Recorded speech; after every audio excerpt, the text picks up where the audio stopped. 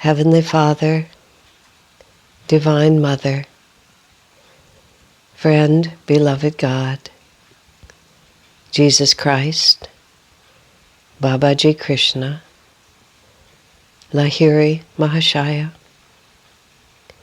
Swami Sri Yukteswar, beloved Master Paramahansa Yogananda, saints of all religions, dear friend and guide Swami Kriyananda, humbly we bow to you all. Help us to be in tune with your living presence within, that we may move through this world in constant remembrance that we are your children, sent here to be instruments of your love, that everything else in our lives is subservient to that single great responsibility, that divine opportunity to live in your love, to live in your joy, and to share that joy and love with all. Om. Peace. Amen. Today is Money Monday. Today is Monday, and I characterize it as Money Monday because it's the day that I remind all of you that this work, which we call Mission of the Masters, is supported by your generous donations. And your donations have indeed been extremely powerful in making it possible for us to continue to have the technical help we needed, increasingly in the rest of this year to be traveling around the world and carrying Masters' teachings to many different people in many different places, in keeping with Swami's specific instructions to me, which is that I should be a global ambassador for Masters' teachings. You can support this by Mission of the Masters through Patreon, which is a subscription service for creative people and their patrons. And there are certain perks that come with being part of Patreon, special videos and so on. And you can also support through PayPal, Mission of the Masters through PayPal. I believe you can even do a direct transfer, bank transfer through Zelle. I'm pretty sure that's in place. Patreon is not tax deductible because there is benefits for your donation. If you'd like to get tax credit for it, Mission of the Masters is an officially USA religious nonprofit, and through PayPal your donations are acknowledged and you can get credit on your taxes later. All of which is to say, it's wonderful to be able to be the voice for so many of you who, through your support of what we're doing, also are profoundly contributing to the spread of the message of self-realization. So, now on to today's topic. We are working our way through the class series called Karma, Reincarnation, and now we are to the third part of that, the chakras. I've talked about the purpose of life and how consciousness is expanded, and as I was saying last week, the chakras are the mechanism by which there is a consistent growth pattern from one incarnation to the next. This is always the confusing question because we don't remember. How can we be progressing when we don't remember where we were? Why we forget is the grace of God. Imagine how burdened we would be if we could remember not only the difficulties and challenges that we've experienced from birth to death in this one, but if we could remember all the previous lifetimes of experience, we'd never have the lightness of heart to go forward. So the chakras, as I was describing before, are the energy body, and the energy body is untouched by the birth and death of the physical body. And so now what I want to describe, literally, because the more words like chakras and karma and guru get involved in the English language, the more the meaning of them becomes muddied. So I want to just begin by saying exactly what the chakras are. The human body looks the way it looks because it's because the blueprint is there for the chakras. So the definition of a form that will live, if you think about it, the astral spine with the energy centers of the chakras extends from the base of the spine to the top of the head. And what's interesting is that it's very inconvenient But a human can have all four limbs amputated and be reduced just from the base of the spine to the top of the head. And the personality, the person, the karma, the destiny, everything is fully in place without the legs or without the arms. But if you go further than that, if you take off any substantial portion of the head or cut the torso higher than where the legs meet the torso, then you can't live anymore. Because the energy pattern can't be interrupted beyond that point. So the chakras now are concentrated of specific fields of energy, of a specific vibration that has implications for human life, each of these vibrations, and also implications for spiritual awakening.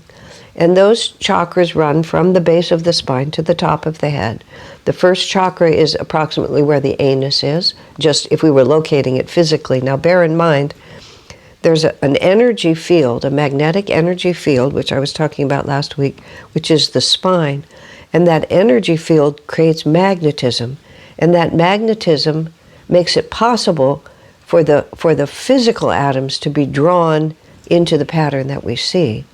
But the pattern that we see, that is the physical body, exists because there is a constant flow of energy into that, which is why as soon as the soul withdraws, and therefore the energy pattern goes back to the energy universe, which is back to the astral world, and abandons the physical world, the body ceases to be a representative of the Jiva, which is the individual spark of consciousness.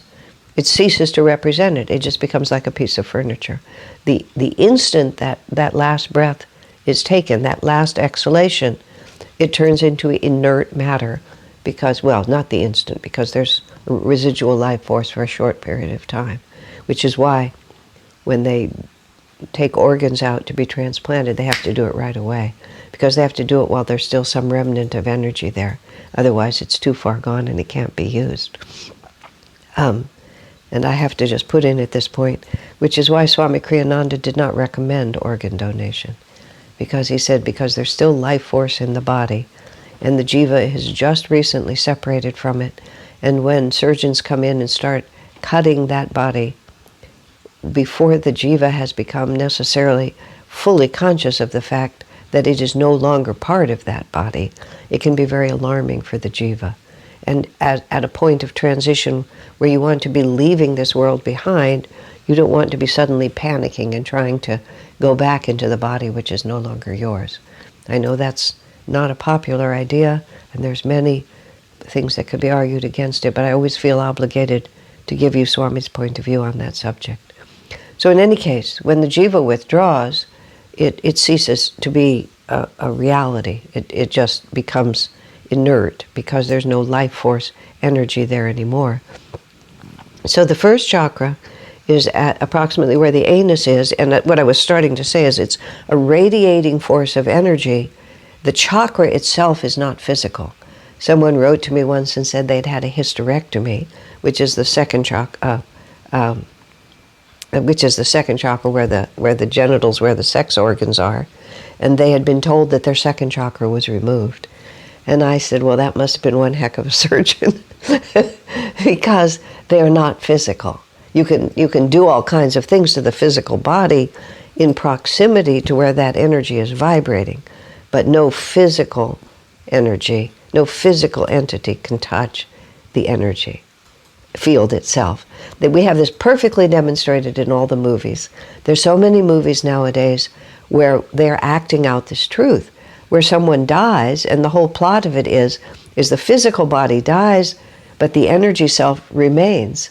And then you have the same actor walking around, except now they're not a physical being. Now they're, well, the word might be ghost, but let's just say that they're the astral form of the physical being, but they can't relate to the physical world. When they put their hands on the wall, their hand goes right through the wall. The energy field can walk right through the wall, because everything is energy. And once we are living in that dimension, the laws of the physical universe don't apply. So the surgeon can cut your body all he wants, but he won't touch the energy pattern. Now, that's not to say that those physical changes don't have an effect on the energy pattern. But the effect they have is an energy effect, not a physical effect. So let's go through this again. There's 7 chakras. The first chakra is at the base of the spine. And you think of it as at the center. It's like there's a center point and the whole physical body vibrates around it. Like it's the core energy. And if you think a field of magnetism that goes out in 360 degrees and attracts the atoms to it. So it's not in the back of the body. It's right down the center. It's a plumb line from the top of the head to the base of the spine, creates a magnetic field, and the physical body forms around it. So at the anus is the first chakra, which is called the Earth Chakra. At the approximately where the genitals are, at that level in the torso, that's where the second chakra is. It's the Water Chakra. The third chakra is where the navel is. It's the Fire Chakra. The fourth chakra is approximately where the human heart is, in the center of the body. The heart, physical heart, is to one side, but the chakra is the plumb line. It's in the center of the body. The fourth chakra is the Air Chakra. The fifth chakra is where the throat is, and it's the Ether Chakra. And ether, not the gas that puts you to sleep, but ether has a different meaning in the ancient teaching of India. And ether is the element of space, which, even though we can't see it, is a reality in the physical world. The element of space exists. If I want to go to visit my friends in India, I have to travel for many hours on an airplane to get there, because space in the physical world is a reality that has to be transcended by physical means. Now, in higher ages, we have other ways of dissolving both time and space, but in the level of development that we are right now, the planet gets better.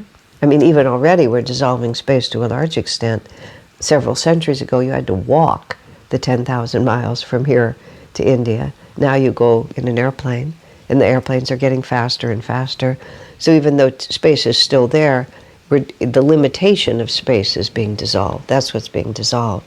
Space is still there, but the limitation is there, is beginning to be less. Time, the limitation of time, is also beginning to be less, because we can communicate instantly.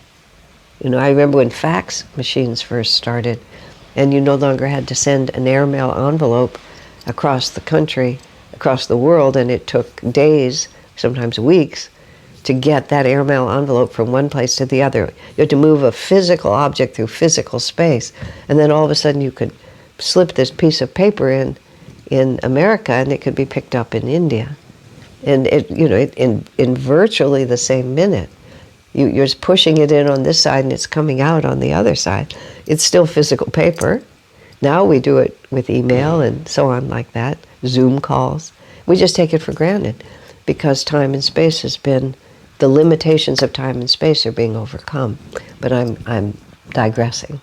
So the fifth chakra, which is the Ether Chakra, this is talking about ether, is what made me talk about it. The throat chakra, which is the vibratory quality of ether. Then we come to the sixth chakra, which is generally understood to be the spiritual eye. At this point, Master just coined the phrase super ether, which is it's even more refined, more subtle in its vibration. And Master added a very interesting part to the sixth chakra, which is the sixth chakra is our individuality, which is, I use the word Jiva, which is the word, our unique individual expression of spirit. Individuality is all through creation. Yogananda went so far as to say, every atom of creation is dowered with individuality. That's a remarkable phrase. What that means is that every atom behaves with independent intelligence. And it has its own inherent intelligent logic, which it follows. And that's how the material world exists, is that it's not insensate. It's not unconscious. It's not, we can't perceive its consciousness with normal human awareness, but when our consciousness expands, we perceive that everything in creation is conscious. Every atom is dowered with individual intelligence and consciousness. I mean, that's why this world is so remarkable. That's why our human bodies are so remarkable. So this is our individual awareness, and at the spiritual eye, that individual awareness is united with the greater reality. At least it operates guided entirely by the higher truths of the greater reality. Of course, the simple word for that is God, but because the word God means different things to different people, and because that word has become anthropomorphized to such an extent that it can't hold the entirety of what the chakras really represent, I prefer to say the greater reality. The actual appropriate word is Satchidananda, Sanskrit, which means ever-existing, ever-conscious, ever-new bliss. So our individuality, the Jiva, lives in the awareness, if we're living at the 6th chakra, of Satchidananda, ever-aware, ever-conscious, ever-aware, ever-new bliss. That's a nice thing to think about, isn't it? That we can be aware on that level instead of just aware, for example, of the earth, which is what the 1st chakra represents. And this is where the dichotomy of the chakras begins to set in, which is why my preferred way of speaking of them is earth, water, fire, air, ether, super ether, because when we think of them that way, their essential qualities, as I will explain in the coming days, are easier to perceive. There are Sanskrit words for them, which I have to honestly admit, after 50 years, I still have trouble remembering. I have a very good memory if I can understand meaning behind the words, but because the Sanskrit words, I can never gather a picture from them. I tend not to remember them, and they're helpful to know, and of course they're simple to memorize. But to me, the elements tell me something that's more useful for me to know. That's why I use it that way. So here's the spiritual eye, but here's what Master added to it. One of the great difficulties on the spiritual path, and one of the difficulties of English on the spiritual path, even though I just defended the use of English, is because the English language lacks it has zillions of words. It's as I understand it, I only speak English, but Swamiji spoke 8 languages. You see, one of the wonderful things about English is that it has so many words, and therefore you can be extremely precise about what you say. Because you have precise words, you don't have to use long phrases to describe precise words. And the other thing that English does beautifully is it just commandeers good words that it finds in other languages, like chakras, karma, guru, for example, and jungle and pajamas and a whole lot of words, denouement, just like we just use them because, we like these, we like precise words. And that's why I use the word Jiva. I use Sanskrit when there is no English equivalent, Satchidananda. There's just no English word. I give you the whole phrase, but there's no English word. So when we have the word I when we speak about ourselves in English, and when I want to talk about myself, that's the word I have. I just say I.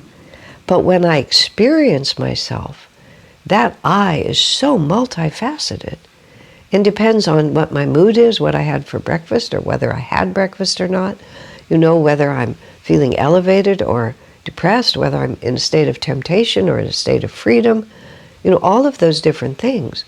And just very fundamentally, the Jiva exists in 2 ways. The Jiva exists identified and guided by a greater reality, or it exists identified and guided by a limited reality. A simple way of saying that is, and that's what the word ego is. The word ego is the Jiva, which is unconditioned, identified with the limitations, and we often use the word the body, the limitations of the body. Now, that is a little more subtle than it first appears. The limitations of the body are, of course, the physical body, because the Jiva was drawn to reincarnate, because the energy pattern that runs the Jiva has karmic patterns in it that can only be fulfilled in the material world with a physical body. So as I was describing earlier, the sperm and ovum unite, the spine is created, which is to say the energy goes all the way down to the earth element, to the first chakra, because here we are in the material world. And all those stages in between are the stages of descent from spirit all the way to matter. So let me just give that a little bit. We're in super ether. We're the seventh chakra, which I haven't spoken of, which is pure spirit. Pure spirit takes the form of super ether, comes down a little bit more into manifestation, becomes ether, which is the material quality of space. But within the ether there is air. So ether itself begins to differentiate itself into more subtle and subtle forms, because the nature of the material world is that the one power of spirit is divided up into all these different apparent pieces. And all these pieces in the material world are definitely separate from each other. Air is a distinct, discernible, measurable quantity within ether. Because you can go to outer space, which the wonderful phrase we use, outer space. You're still in space. You're still moving around. You're still far away or near. All the qualities of space still exist, because the quality of ether is still there, because it's the material world. You haven't transcended the material world into super ether. But then there's no air, because air is a distinct quality. So when you're coming all the way down to incarnate on Earth, you go from ether down to the quality of air. But you're still very expanded and very subtle, which is what the heart represents, and the throat represents an even more expanded quality. And then from there, air begins to it becomes the fiery gases. It begins to sort of gather more matter to it, and then fire begins to happen. That's this center. And then fire, this center, the navel center, the third center, then fire begins to cool, and it becomes molten. And that's what liquid is. That's what water is. You know, it's a form, but water is still it's still mutable. It's not yet absolutely set, but still it's very distinct. If you have water in a glass, it looks like water. If you pour water on the ground, it looks like the ground. But the water is still there. So you're profoundly bound by material limitation, but it's still a little more mutable. But then it cools. I mean, water, we're using molten and water together, but they're not quite the same. Let's say molten, and it cools. Think of lava. Lava is molten, it flows like water, but then it cools and it becomes a solid rock. You go to Hawaii and you see all these rocky ledges everywhere, and a few years ago there was a huge volcano erupting where friends of ours had their pole star community, and all of us watched for a number of days, watched the lava flow around, and some never flowed through their community, but fire came into their community, because fire can move around more than molten. And then it stopped, and now some of their land is still there, and it's surrounded by solid rock. Bam, we're all the way down to the earth, like that. So when individuality, going back up to the sixth chakra, we can either identify, that doesn't mean we're not participating in the material world, but we can identify with super ether, with the greater reality that is the consciousness and the life force behind the material world, and then we go to the medulla, the point where the sperm and ovum first came together, which is, the medulla is just this hollow just below the curve of the skull in the back here.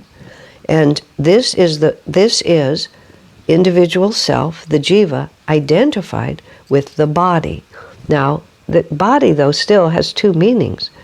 There is the astral energy body, which is the pattern which creates the physical body, and then there's the physical body. Now, the majority of people in the world the jiva is synonymous with ego, because the jiva has identified with the physical body. They're not aware of the energy body inside.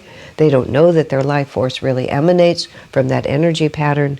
They don't know how to influence that energy pattern. They're just identified with the physical body. I'm a man, I'm a woman, and once you have a physical body, you only have a certain number of choices. You have an ethnicity, you have biological relationships. These are my parents, these are my siblings, this is my culture, this is my language. And this is who, when I say I, this is who I mean. But the sense of identity, and even when you die, even when the physical body dies, you're still identified with the body, and you're still identified with the energy pattern that manifested that body. So even though you're in the astral world, you may still be just holding that limited sense of identity. And so your experience in the astral world will be defined by what you are capable of perceiving as yourself. And it's different in the astral world because the physical body dulls our perceptions. So we experience vibrations more vividly. But we can still only experience what we are capable of experiencing, what we think of as myself, what I will allow in. So the ego, there's a physical ego, and then there's an astral ego also. So merely to die does not liberate you from limitation. It just takes whatever those if you're still identified as ego, then your jiva just lives in the astral ego, which, as I say, could be more pleasant or more terrible. Because if you're a bad person and have low consciousness tendencies, the material body insulates you to a certain extent. Now, the majority of people, or many people, because they can't conceive of anything but the material world, Master said, don't even really wake up in the astral world. They just can't see it. And they don't really wake up till they have another physical body. The alternative to that is the jiva identifies with a greater reality and operates in the physical world. But it operates in the physical world with the perspective that I can expand my awareness all the way to the material level of reality, but my self-definition always remains with spirit. Now, these are not rigid categories where we're always, unless we move around very freely among all these different levels of awareness.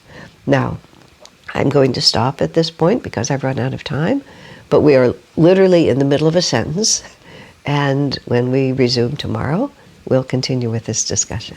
God bless you.